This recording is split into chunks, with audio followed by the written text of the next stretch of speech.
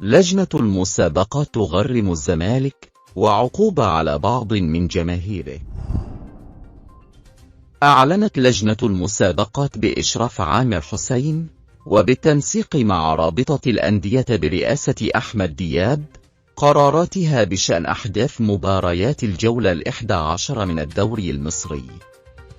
وجاءت العقوبات كالتالي: أسوان والزمالك: تغريم الزمالك 25,000 جنيه لاعتراض الجهاز الفني والإداري بصورة جماعية على حكم مباراة أسوان.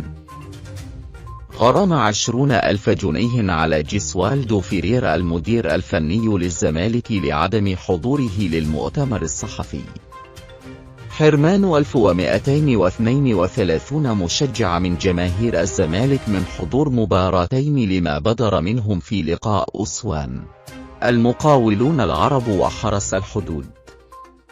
إيقاف عمر فتحي لاعب المقاولون مباراة واحدة للطرد لسابق إنذاره. وكان الزمالك خسر من أسوان ب2-0، فيما هزم حرس الحدود ب3 أهداف ل2 ضد المقاولون.